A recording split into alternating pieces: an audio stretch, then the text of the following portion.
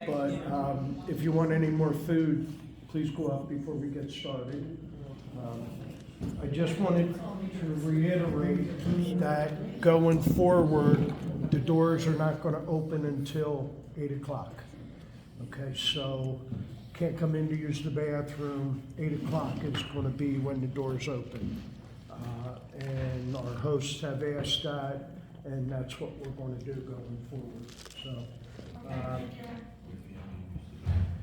the things that I saw walking into the church today are nice little booklets that Father Rodney puts out, daily devotionals.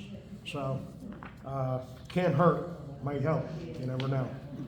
So leave those. What I wanted to say was this week, we're thrilled that another congregation has joined our group.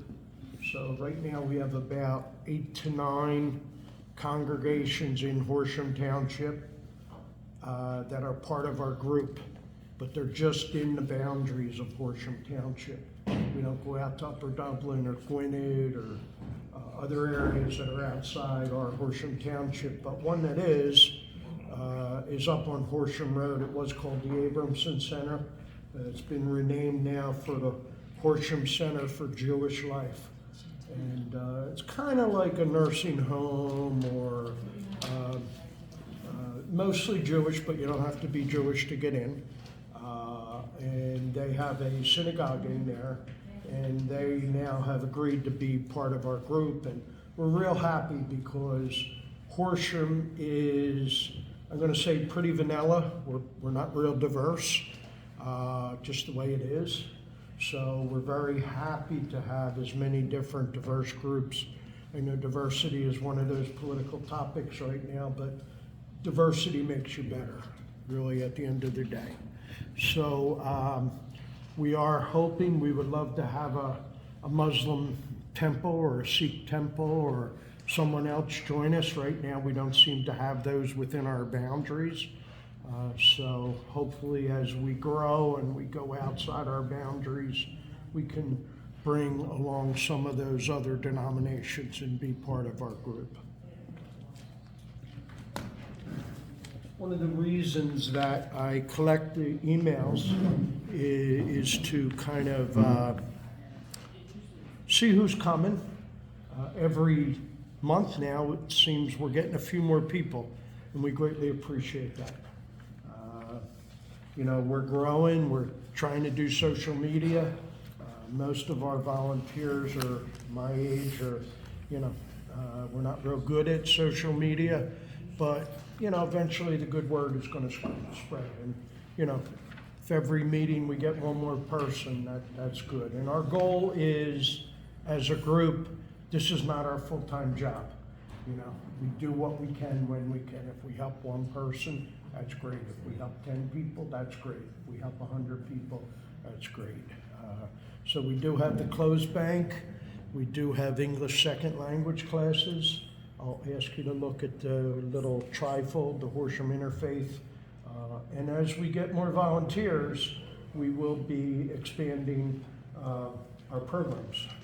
So next month, we have somebody coming in from the state of Pennsylvania talking about Part D and PA Medi and various other programs that are available through the state of Pennsylvania. And I was surprised in that the income limits are really kind of high. I was pretty surprised. They're not high rate. Welcome. The income limits are pretty high for a lot of the state of PA. So just don't assume you make too much money to qualify. What I really wanted to do now is to introduce Colleen Duffy. Colleen Duffy is a longtime advocate in suicide prevention, also a personal survivor of suicide. And you really can't go anywhere without seeing that this is a problem, and it's a problem that's growing. And, you know, with the current state of affairs, I'm sure more and more people are going to feel hopeless going forward. So I'd like to welcome Colleen. And I think all of us will learn a little bit about a tough subject. Great, thank you so much. Thanks, Mike. Thank you for all coming today. I appreciate the Horsham Interfaith Council inviting me, and of course St. Matthew's for hosting the event. I'm going to tell you a little bit more about myself and the organization that we founded as we get talking, but before I do, I just want to say a couple introductory things. If you have questions along the way or comments that you'd like to share, please feel free to interrupt. It's not meant to be a one-way conversation. Also, I want to let you know before I forget that almost everything that I'm going to talk about today, there's a little resource here, and I really, really hope that you'll come up and take one, whether it's just a wallet card or a little sticker, just to have these resources available and top of mind for you and your family members, friends and neighbors. So with that, I'll just get started a little bit. This is why I've gotten involved in suicide prevention. This is my son, our younger son, Jack. Jack was a Hepburn Horsham student here. He was a great student. He was an athlete. He was a good, kind friend. But Jack, despite how smart he was, he suffered from a mental illness. He suffered from depression. And just after his 20th birthday, we lost Jack to suicide. So from then, obviously we continued to be in a period of trying to find meaning, trying to work through our own personal healing. And one way that we have done that is to form a foundation in his name. And we really want to honor his legacy. Jack was very much into the idea of empowerment and helping others in terms of their own empowerment of their mental health and their physical health. So we formed this foundation. We have started a couple of different events that we do. Just this past January, we had a chess club. Jack really liked chess, and he particularly liked the idea of coaching and mentoring his opponent, so to speak. He really liked to, again, help people learn and develop and grow. So we have this event for like elementary, middle schoolers, and we've been so lucky to have the high school chess club help us in that kind of mentoring process. It's a really lovely, small event. But our main big event we had, Jack was a runner, and again, very fortunate that his coach and others have helped us. I'm obviously not a runner, you can tell by my physique, but so I didn't know anything about putting together a 5K, but we have people help us, and we do that every year. Yeah, please. My daughters went to Temple Worship, and he was very loved. Oh, Very, very loved. thank you. They were devastated, and just not mentioned it. The first words out of their mouth is, Thank you. It's very, very kind. good job. Yeah, thank you. I have a question. When it comes to suicide, it's not something that you suddenly decide to do, is that correct? It builds up over years sometimes, before you actually take the action? It's very complex, and I will go through some of that information, but that's a really good question. It's a very complex disease, really, suicide. Many people have an underlying mental illness, whether it's diagnosed or not, and so that often does, obviously take many years to kind of get to that point. But they also say at times it can be a sort of spontaneous decision. So they may have been suffering, the person may feel really alone and isolated, and then there might be like a triggering event. Maybe a girlfriend breaks up with them, or they fail a big test, or as an adult, you might lose your job. And so sometimes they do say it can be a sort of spontaneous decision, and that's why we always want to be comfortable, as comfortable as you can be, reaching out to people and asking them to talk about that and asking directly.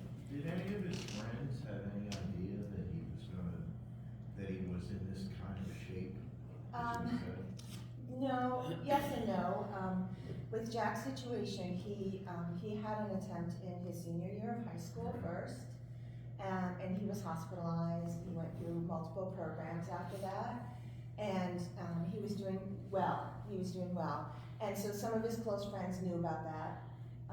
One thing that's difficult for teens, as you can imagine, is then like re-entry back into school.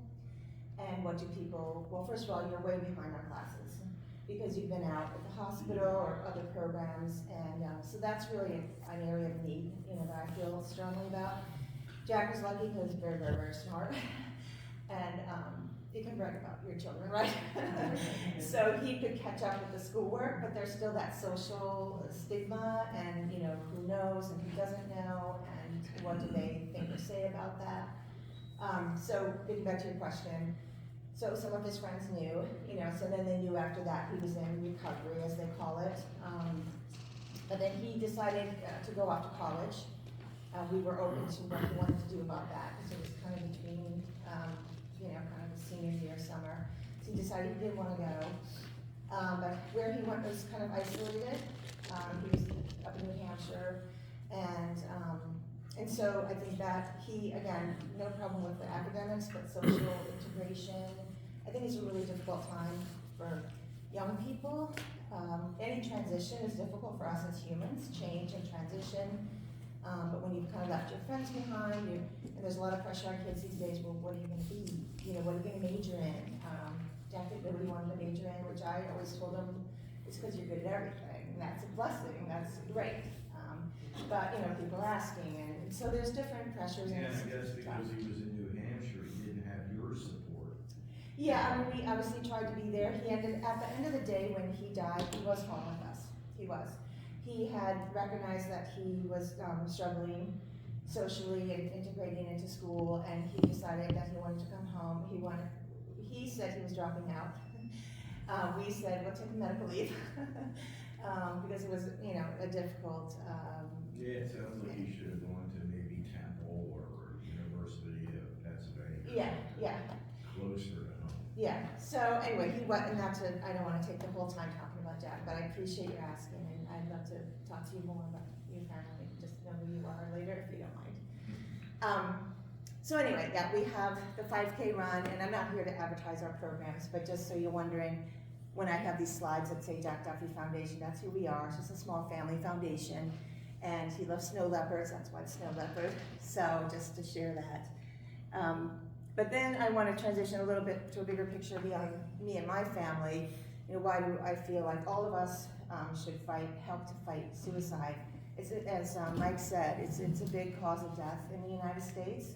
We lose almost 50,000 people a year in the US, and especially for our young people, it's the second leading cause of death for those that are 10 to 34 years of age. In addition, there are many people who attempt suicide who survive. And they say there's over 1.5 million suicide attempts every year, which, just by the grace of God or intervention are prevented. And they say over half of us have been affected in some way by suicide. So I often just take a pulse here and see if you're comfortable, and it's totally up to you. If you want to raise your hand, if you know someone that's been lost to suicide, a friend, a neighbor, a family member. Yeah, so you can see even in this room, right, close to half of us have been affected in some way. So people feel like, and many times in that hopeless state, their life doesn't matter. But when you see that loss, you see, in fact, how many people are impacted and how many people, they do matter too. And then a little closer to home, I talked about the US. This is actually information from Montgomery County. And Montgomery County, we have about 100 people lost to suicide every year. The good news is, a little good news is if you drew sort of a trend line here, you could see a slight decline over the years, and in particular, this last year, we have seen a decline of about 10%. So we hope that efforts are getting through, and mental health has been a little bit higher priority and exposure to people. In terms of who it affects, it really predominantly affects males more often than females, and particularly the young adult that we talked about, these transitions. And again, like middle-aged adult, again, can often be a transition into retirement, or for older adults even, maybe into assisted living or a different living environment. So those transitions for humans are naturally difficult. So one thing, I will talk about some risk factors, but one thing I want to emphasize that I kind of have said already is who's at risk for suicide. Like any of us are at risk for suicide. It doesn't matter if you're rich or poor, black or white or brown, if you're male or female. We looked at some statistics, but nonetheless, we have to assume that any of us can be at risk. And think about that if we do see someone struggling and we are concerned. That said, there are certain risk factors that might put a person at greater risk. It might put a person at greater risk. So certainly, like in the case of Jack, as I mentioned, a prior suicide attempt is a high risk.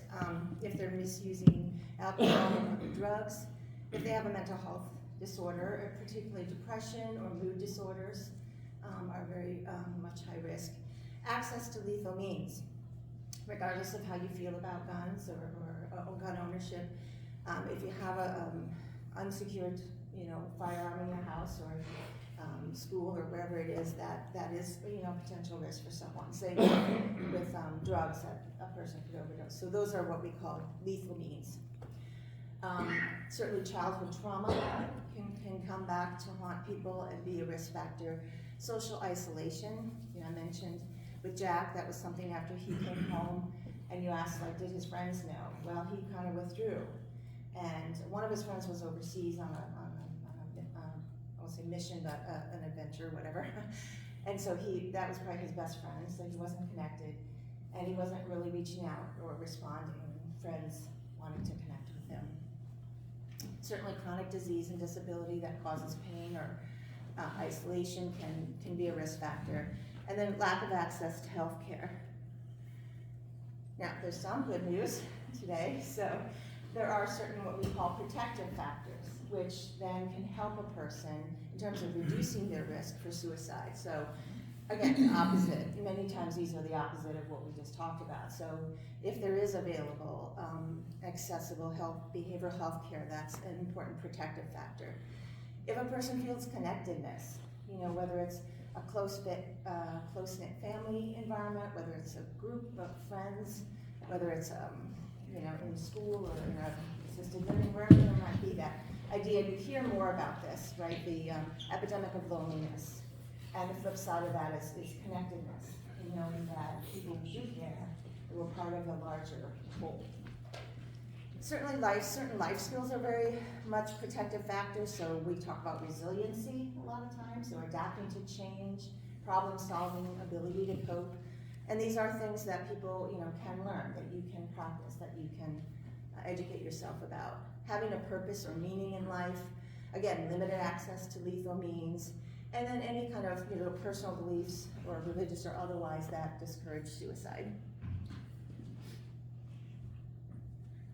So I'm going to talk a little bit about the warning signs, and this is, I have some sheets up here for youth and also adults, so please help yourself.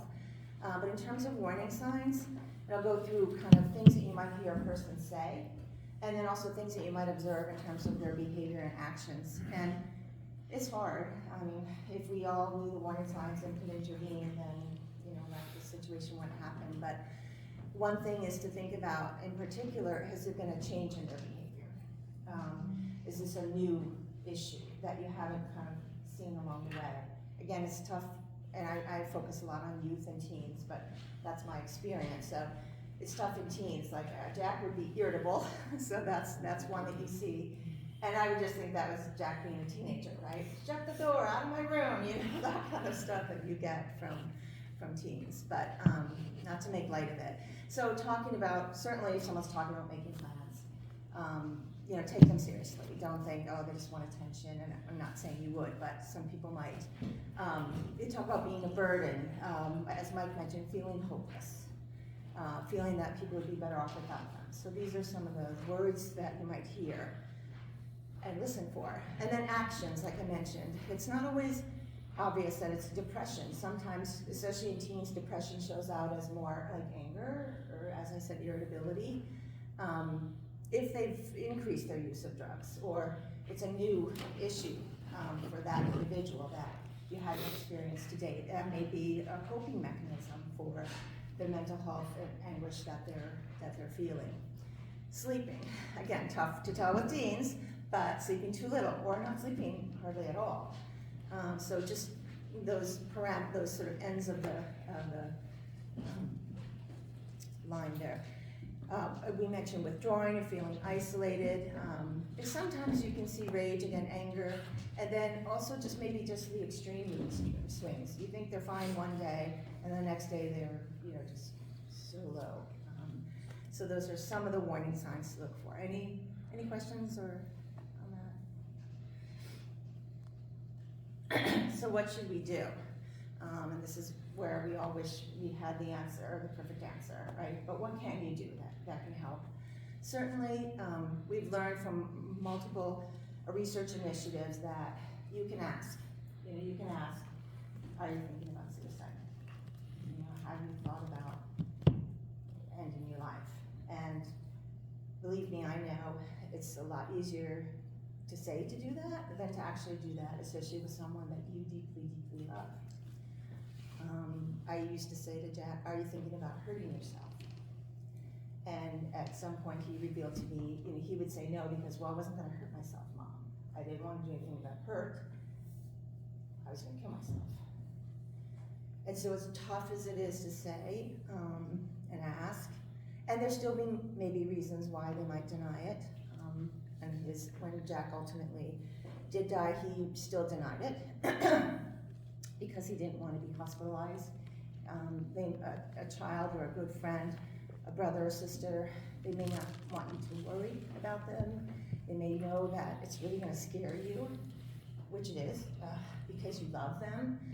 And so it's a tough situation to be in. But ask, and ask directly if you're really concerned. And they do say many times people will actually feel a sense of relief when you ask, because they think, oh, they've been carrying this inside them, and they feel like I can't tell anyone that. I mean, they'll think I'm crazy. I'm 1 in a million. Well, they're not 1 in a million. It's not as uncommon as a person might think, and they can feel a sense of relief. Obviously, you're asking them in private. You're showing them that you care, and above all, you want to just listen. Listen to what they say about how they're feeling. And so that's ask, be there, help keep them safe. Obviously, if you feel, if a person's seriously talking about it and has an idea of how they might even carry out a suicide, we need to take that very seriously, of course. Try to keep them safe, reduce lethal means access. So, and talk to them about it. I know you take medication for your depression. Are you okay if we just put them in the weekly dose reminders and we kind of put the bottles away? Things like that. And then help them connect. We'll talk next about a number of different resources, most of all 988. There are resources that you don't have to figure out how to solve it.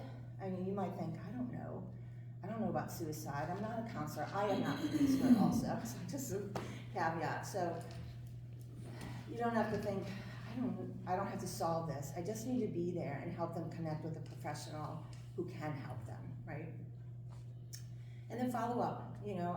This is more with a friend or maybe a less close person. Obviously, if someone in your family, you're going to be there. But if it's more of a neighbor or colleague, sometimes they might have felt they revealed something to you. They even maybe went through treatment, and now they might think something's wrong with them or whatever. So try to be there in the long haul. So again, easy things to say, but we can save a life.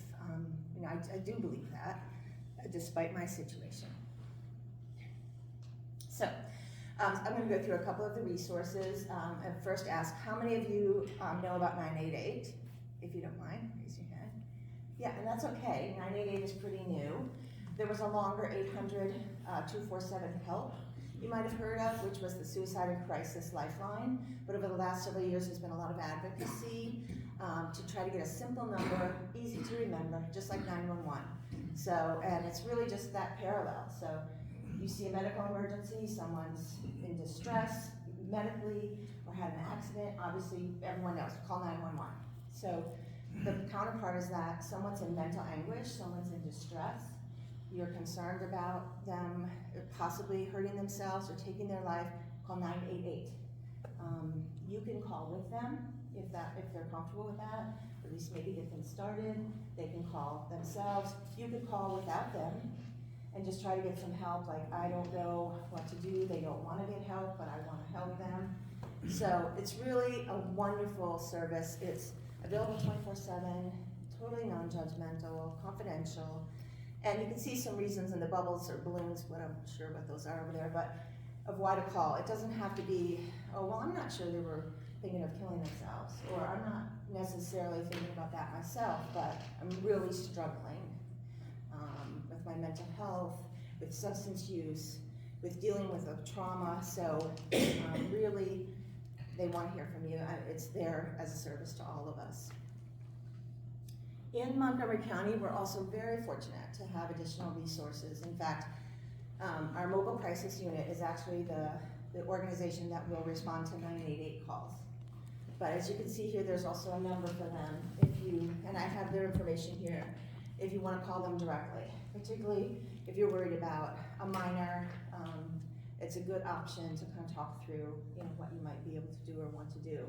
And the idea that the icons there's someone with headphones. The idea of 988 and also mobile crisis in Monco is there's someone to talk to. There's someone to come out. So if the situation merits it, a person, a licensed counselor will come to your home or a school, a workplace, and then there's some place to go if that ultimately is the necessary path for an individual. So whether it's an inpatient or a trauma center, that's the idea. On a lesser severity level, there's also in Montgo these wonderful peer support and teen talk lines, and I have their flyers here as well. And this is more, it's not the 24/7 crisis operation. They are open quite a bit, their hours can change. So certainly feel free to call or text them or look online, but their numbers are there. And again, there's several ones specifically for teens as well as for adults. And I just put up a few other resources. I could fill pages of them, so it was a question of what to share, but one very wonderful organization as well as the crisis text line. And we all know everybody's on their phones these days. And sometimes it's easier to type out something than to verbalize it, right? And so that's a nice option. You can text with 988, but the crisis text line similarly train people who are there to help. If you're a veteran, you can call 988, and then there's a specific veterans crisis line. If you push 1, it'll prompt you. There's a substance abuse helpline here. We know that LGBTQ youth are at particular risk for suicide as well, and there's organizations that support them specifically. And then NAMI, many of you may have or may not have heard of NAMI. It's a National Alliance on Mental Illness. And our Montco chapter is very active in the area. They have what we call Warm Line, which again is not a crisis, but you need someone to talk to or resources, and you can call them as well.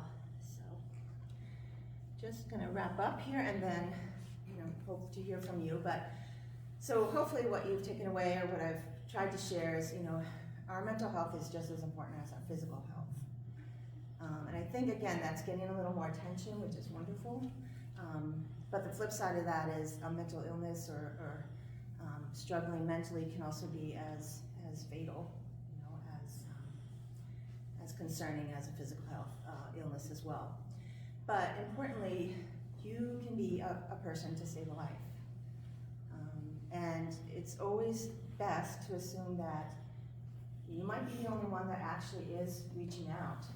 You might think, oh, they're talking to their parents about this, or they're talking to their family, they're closer friends, I'm more of an acquaintance. That might be harder for that person, and you might not have disclosed to the people closest to them.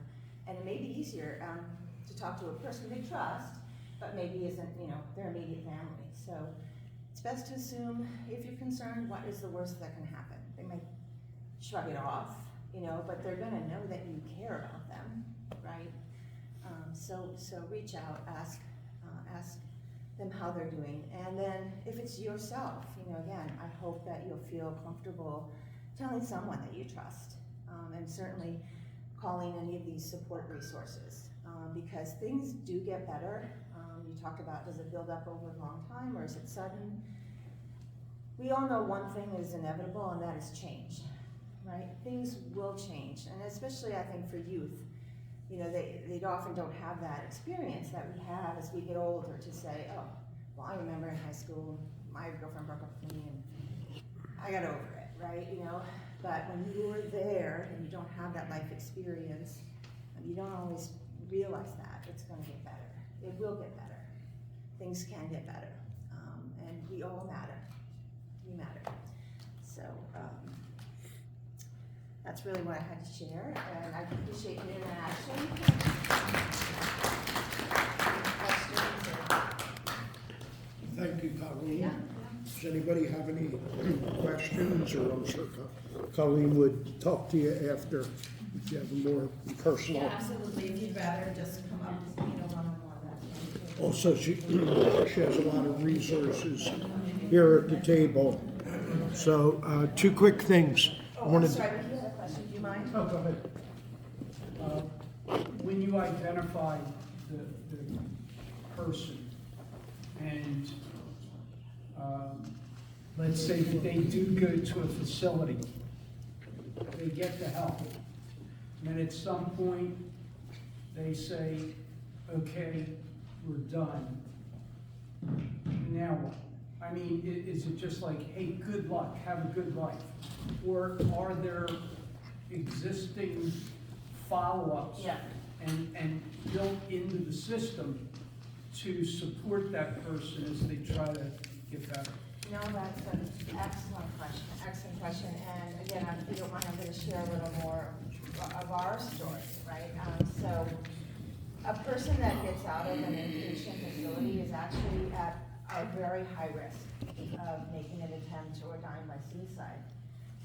Because they, you know, the inpatient concept is really keep them safe, keep them alive. Often, you know, maybe start them on therapy, start them on medication. And with my son Jack, he was discharged after a week and he made another attempt. So it is a high risk time. Now they have to come back into their life, their normal life, and figure out how to manage things when, you know, they've been in this sort of safe, different environment. And so the second time, we were very lucky. We were obviously watching him very closely then. And he was readmitted this time for 2 weeks. And then after hospitalization, he went into something called partial hospitalization, which was a daily program at the same facility for a couple of weeks. And then there's also something called intensive outpatient. You might hear it as IOP. And that was really for Jack probably the most critical to his recovery. You might have heard of rehab after work. That's one of them. That's an intensive outpatient program. And it's usually, like they say, after work. So the idea is the person is integrating back into their work, school, you know, normal schedule. But then they come and it's usually like at least 3 times a week, several hours. It's like a group therapy.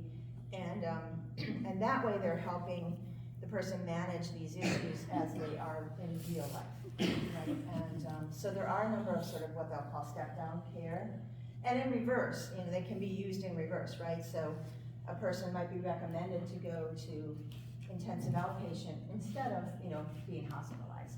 And I think the trend is more to try to keep people out of the inpatient setting, which I wish, you know, for Jack might have been the case, because I know that when he ultimately did die by suicide, part of the reason, and I think I mentioned this, that he didn't necessarily disclose it to us, is he didn't want to go back into inpatient. And I'm not saying it's the days of asylum and torture, it's not like that, but certainly it's not a, you know, you're a pretty constrained environment. It's not the place you want to live your life every day, right? So there is a trend more, and there are organizations that really try to help a person who's still at that stage of crisis, but without putting them in the hospital. So I don't know if that answers your question. Is it indoctrinated? I think people are learning a little bit more that people are at high risk after inpatient, and that they really do need to kind of have these additional supports afterwards. At a minimum, they will definitely say you need to have a counselor at least that one-on-one therapy set up, you know, before you leave the hospital. And that's what, you know, we had done originally with Jack, but these other more intensive programs that are a little bit above the one-on-one, once a week I see my therapist, you know, those are also good options and are often recommended. Does insurance cover these things? Because it kind of seems to me that the bill could be pretty Yeah. depressing sometimes. Yeah, it could absolutely be. We, in our situation, I can speak to, we had good insurance coverage, but even in our case, with like Blue Cross Blue Shield, it usually requires a pre-certification process for either the inpatient or like an intensive outpatient or partial. And I think most health plans would require, you know, certification process, and again, that's, while it takes time, I'm sure, you know, there's providers that are very willing to help you get that. You know, for us, it went pretty smoothly, that was one. It also kind of seems to me that 1 week isn't really enough, you know, to Yeah, help. yeah, I think that's true, and I won't get to some of the reasons about that, but, yeah, I agree. Yes, I just feel also, if you could pray for them and pray with them, then it may open up another possibility of hope that they may see another way other than killing themselves. Yeah. That's something that an individual can do from the heart that, you know, where it may change things for them. Sure. It's certainly a way of you showing how much you care, right? And showing them, regardless of their religious beliefs or your own, that you care about them and you want to help them. There has been historically a bit of a perception in some communities, though, that you can, you know, sort of completely pray things away, right? And you're probably familiar with that. So while it certainly it can be very, very helpful, it may not be enough, right? But certainly shows how much you care about them. It's important for the person who's supporting the person who's thinking about committing suicide, get support. Get Absolutely. into counseling. I just know a couple of people and I see the wear and tear on them. I can't even imagine what you went through, but I see a friend of mine, the fear, just leaving the child alone. I mean, the child was 17, 18, but won't leave the child alone. You know, go to the store, I gotta go back. Yep. Stay there by herself, or I gotta look at a movie. So it's very important that they get help. because Absolutely. I want that for my friend. She needs to get a support system. Yep. Go for herself, but she's so busy and so drained with trying to take care of that. No, absolutely. That can put that individual at risk as well. And I know that constant anxiety, constant anxiety is so draining. And it is, in our situation, when Jack was going through it in high school, I didn't get to a therapist until he had gone away to college, and I felt like I had that, you know, opportunity, but it is a very difficult time for people. And that's how this person is. I don't think they see where they get the time. They don't have that time. They don't see to make that time, you know. But And I maybe don't- that's where they could call one of the helplines, you know, Yeah, maybe it's that's just, what they do. yeah, maybe it's hard to get to a therapist once a week and an hour and driving there and I'm working, but maybe they can take 20 minutes or 30 minutes once a week and pick up the phone and call one of the helplines and get some support that way. You see another? Yeah.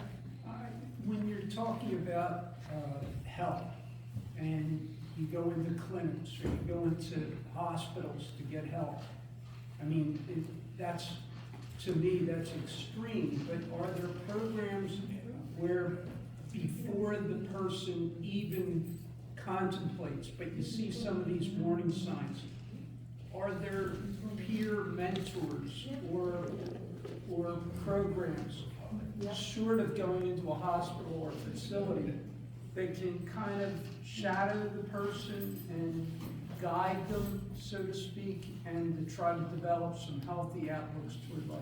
Yeah, there's absolutely options out there, and I'm not the be-all expert on that, so I would suggest like calling mobile crisis, because, you though it may not be a crisis, they might be able to direct you to what's the right level of care or options for a person. But certainly, there's the warm lines I talked about. There are peer support groups for mental health, like with NAMI. I don't think that they're actually at the point of like where they would shadow a person necessarily, but certainly group meetings where there are people with lived experience.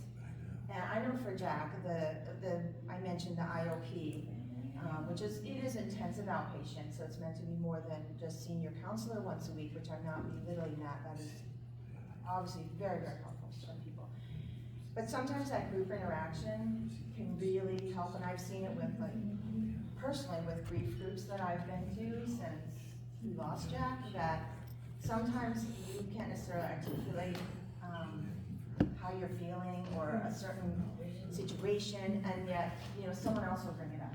And you're like, oh yeah, that's how I feel. Like when I went to a grief support group and someone said, as a mother, I've always felt like my whole life was to keep my child safe. And that this was early on, I couldn't even talk, I was just in tears at the meeting, but I was like, oh yeah, I'm sorry, I have to be in the front row. That's how I feel, and it can be similar with, peer groups, like you're saying, support groups. So I would say NAMI is a good one, and I would say even just, call the mobile crisis and find, some resources. I mentioned IOP, the LIGHT program is one in this area, but I'm not the be-all expert on all the different resources, but those are ones that we've used. Les? So I know I've taken a lot of your time. No, not at all. Well, thank you, Colleen, for coming today.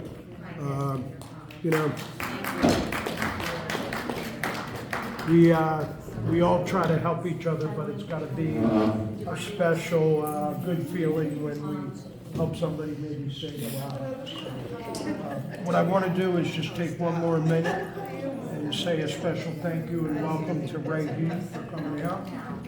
Ray is a longtime supporting member of St. Vincent de Paul. Ray is a former professor at LaSalle University, so I think he's probably the smartest guy in the room, as they say. Ray, I'm going to give you this and thank you.